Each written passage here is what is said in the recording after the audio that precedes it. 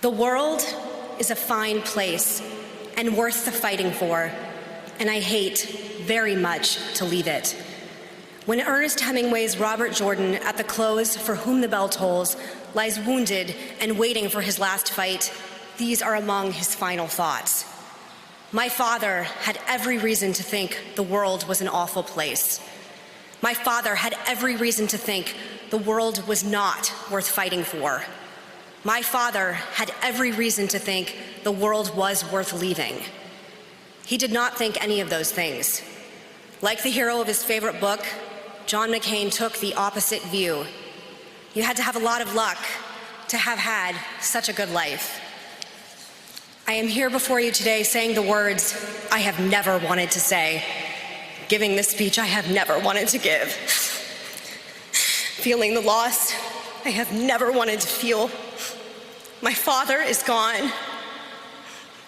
John Sidney McCain III was many things. He was a sailor. He was an aviator. He was a husband. He was a warrior. He was a prisoner. He was a hero. He was a congressman. He was a senator. He was a nominee for President of the United States. These are all the titles and the roles of a life that has been well lived. But they are not the greatest of his titles, nor the most important of his roles. He was a great man. We gather here to mourn the passing of American greatness, the real thing, not cheap rhetoric from men who will never come near the sacrifice he gave so willingly, nor the opportunistic appropriation of those who lived lives of comfort and privilege while he suffered and served. He was a great fire who burned bright.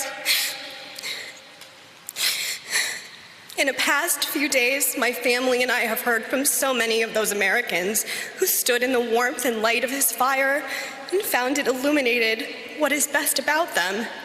We are grateful to them because they are grateful to him. A few have resented that fire for that light it cast upon them, for the truth it revealed about their character. But my father never cared what they thought. And even that small number still have the opportunity, as long as they draw breath, to live up to the example of John McCain. My father was a great man. He was a great warrior. He was a great American. I admired him for all of these things, but I love him because he was a great father. My father knew what it was like to grow up in the shadow of greatness. He did just as his father had done before him. He was the son of a great admiral who was also the son of a great admiral. And when it came time for the third John Sidney McCain to become a man, he had no choice but in his own eyes to walk in those exact same paths. He had to become a sailor. He had to go to war. He had to have his shot at becoming a great admiral, as they also had done. The paths of his father and grandfather led my father directly to the harrowing hell of the Hanoi Hilton. This is the public legend that is John McCain. This is where all the biographies, the campaign literature, and public remembrances say he showed his character, his patriotism, his faith, and his endurance in the worst of possible circumstances. This is where we learned who John McCain truly was. And all of that is very true, except for the last part. Today I want to share with you where I found out who John McCain truly was. It wasn't in the Hanoi Hilton. It wasn't in the cockpit of a fast and lethal fighter jet. It wasn't on the high seas or on the campaign trail.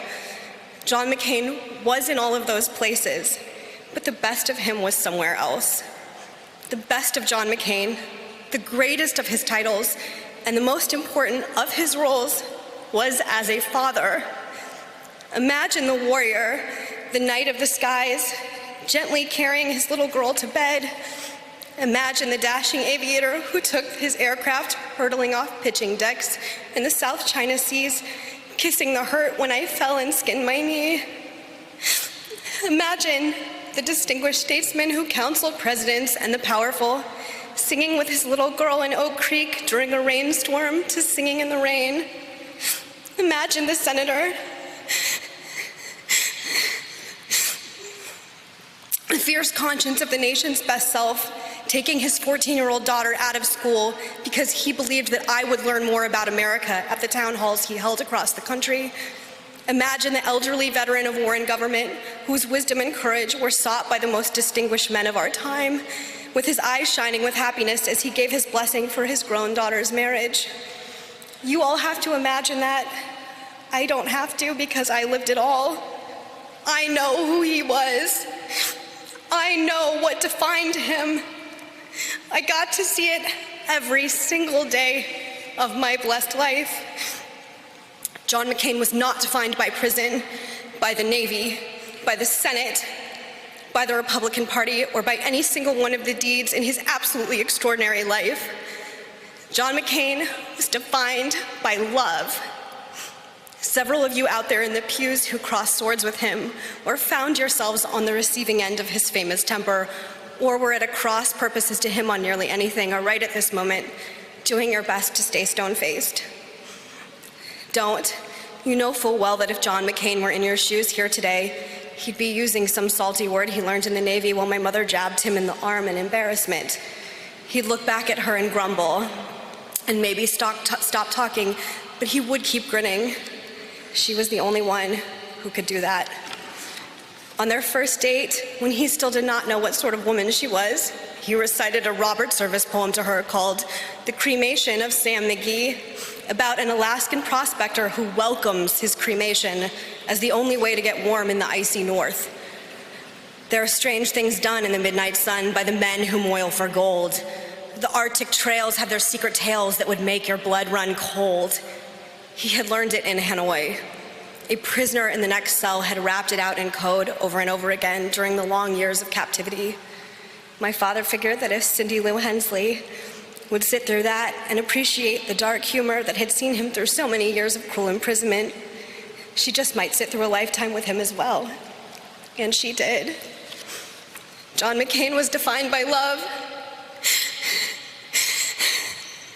This love of my father for my mother was the most fierce and lasting of them all, Mom. Let me tell you what love meant to John McCain and to me. His love was the love of a father who mentors as much as he comforts. He was endlessly present for us. And though we did not always understand it, he was always teaching. He didn't expect us to be like him.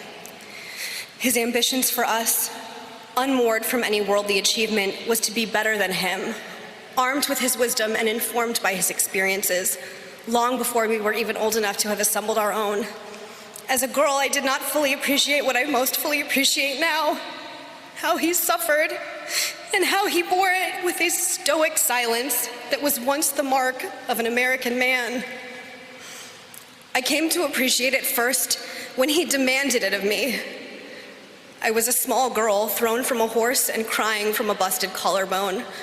My dad picked me up, he took me to the doctor, and he got me all fixed up. Then he immediately took me back home and made me get back on that very same horse. I was furious at him as a child, but how I love him for it now. My father knew pain and suffering with an intimacy and immediacy that most of us are blessed never to have endured. He was shot down, he was crippled, he was beaten, he was starved, he was tortured, and he was humiliated. That pain never left him. The cruelty of his communist captors ensured that he would never raise his arms above his head for the rest of his life. Yet he survived, yet he endured, yet he triumphed. And there was this man who had been through all that with a little girl who simply didn't want to get back on her horse. He could have sat me down and told me all of that and made me feel small because my complaint and my fear was nothing next to his pain and memory. Instead, he made me feel loved. Megan, he said, in his quiet voice that spoke with authority and meant you had best obey. Get back on the horse. I did, and because I was a little girl, I resented it. Now that I am a woman, I look back across that time and see the expression on his face when I climbed back up and rode again. And I see the pride and love in his eyes as he said, "Nothing is going to break you."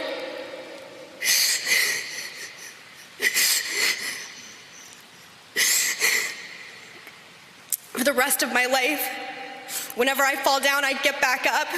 Whenever I am hurt, I drive on. Whenever I am brought low, I rise. That is not because I am uniquely virtuous or strong or resilient. It is simply because my father, John McCain, was. When my father got sick, and I asked him what he wanted me to do with this eulogy, he said, "Show them how tough you are." That is what love meant to John McCain. Love for my father also meant caring for the nation entrusted to him. My father, the true son of his father and grandfather, was born into an enduring sense of the hard-won character of American greatness and was convinced of the need to defend it with ferocity and faith. John McCain was born in a distant and now vanquished outpost of American power, and he understood America as a sacred trust. He understood our republic demands responsibilities even before it defends its rights. He knew navigating the line between good and evil was often difficult, but always simple. He grasped that our purpose and our meaning was rooted in a missionary's responsibility stretching back centuries. Just as the first Americans looked upon a new world full of potential for a grand experiment in freedom and self-government, so their descendants have a responsibility to defend the old world from its worst self. The America of John McCain is the America of the Revolution. Fighters with no stomach for the summer soldier and the sunshine patriot, making the world anew with the bells of liberty. The America of John McCain is the America of Abraham Lincoln, fulfilling the promise of the Declaration of Independence that all men are created equal and suffering greatly to see it through. The America of John McCain is the America of the boys who rushed the colors in every war across 3 centuries, knowing that in them is the life of the Republic, and particularly those, by their daring, as Ronald Reagan said, gave up their chance at being husbands and fathers and grandfathers and gave up their chance to be revered old men.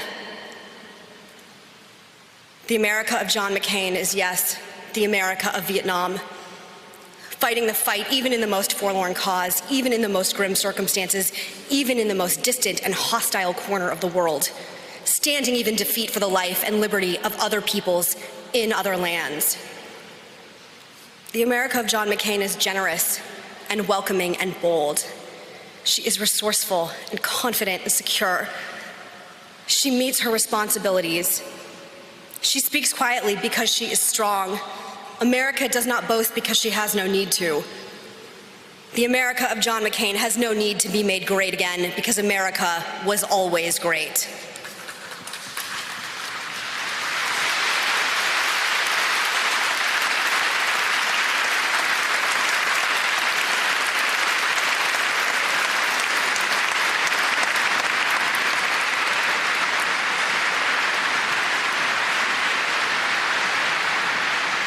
That fervent faith, that proven devotion, that abiding love, that is what drove my father from the fiery skies above the Red River Delta to the brink of the presidency itself. Love defined my father.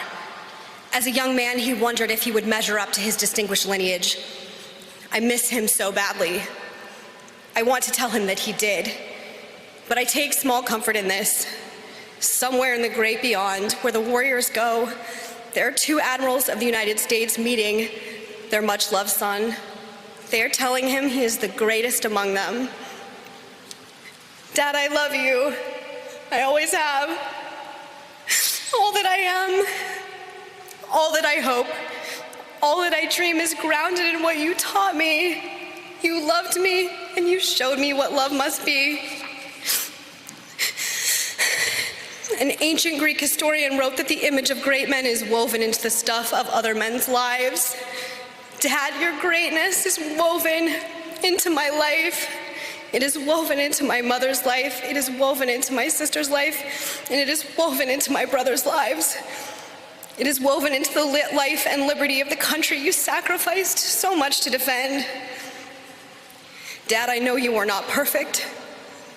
We live in an era where we knock down old American heroes for all their imperfections. when no leader wants to admit to fault or failure. You were an exception, and you gave us an ideal to strive for. Look, I know you can see this gathering here in this cathedral. The nation is here to remember you. Like so many other heroes, you leave us draped in the flag you loved. You defended it, you sacrificed it, you have always honored it. It is good to remember, but we are Americans. We don't put our heroes on pedestals just to remember them. We raise them up because we want to emulate their virtues. This is how we honor them, and this is how we will honor you. My father is gone. My father is gone, and my sorrow is immense. But I know his life, and I know it was great because it was good. And as much as I hate to see him go, I do know how it ended. I know that on the afternoon of August 25th, in front of Oak Creek in Cornville, Arizona, surrounded by the family he loved so much, an old man shook off the scars of battle one last time and arose a new man to pilot one last flight up and up and up, busting clouds left and right, straight on through to the kingdom of heaven. And he slipped the earthly bonds, put out his hand, and touched the face of God. I love you, Dad. Hey, NBC News viewers, thanks for checking out our YouTube channel. Subscribe by clicking on that button down here, and click on any of the videos over here to watch the latest interviews, show highlights, and digital exclusives. Thanks for watching.